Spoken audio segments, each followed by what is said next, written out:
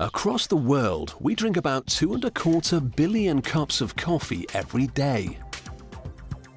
We've been drinking it fresh for over half a millennium, but instant coffee is the new kid on the block, as it wasn't invented until 1901.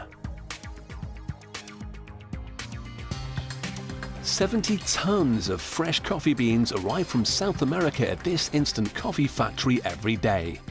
Up to 560 tons are stored in this huge silo. The raw beans are filtered down into large ovens where they're roasted at 200 degrees. This is where they get their characteristic coloring. They're stirred constantly to make sure they're evenly roasted without burning. From there, the beans fall down into an industrial mill, where they're ground into a coarse powder. This plummets down into one of 8 huge coffee machines where the flavor is forced out by hot steam and pressure. They brew up enough fresh coffee to wake up an army of office workers. 18,000 litres in just an hour. The coffee is heated until it's condensed into an extract, and that's spread onto a conveyor belt which will take it away to the next station, the freezing hall. The workers have to wrap up in thermal clothes to protect themselves from the Arctic temperatures, minus 50 degrees Celsius. To lock in the coffee's aromas, the extract must be frozen solid, at least as cold as minus 40 degrees. At the end of a 30-meter-long conveyor, it's broken up into granules.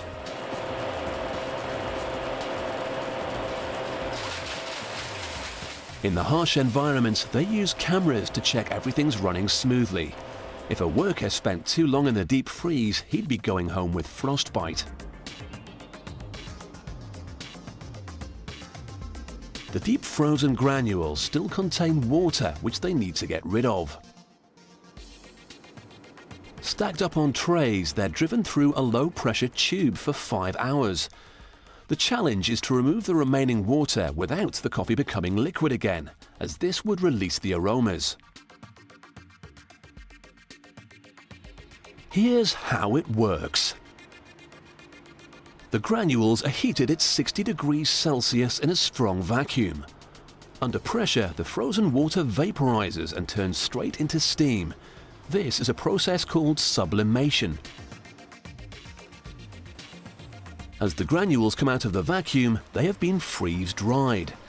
The aromas have been locked in and they'll stay solid at room temperature. The trays are flipped over and the granules fall into huge storage sacks ready to be packaged.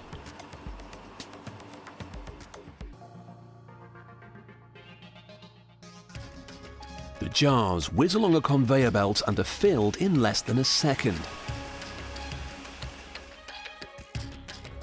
They get an airtight seal and move towards the factory door,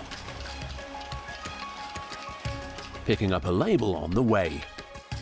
420 tons of instant coffee leave this factory every week, but it will be made up into just a small proportion of those 2.25 billion cups of coffee we drink each day.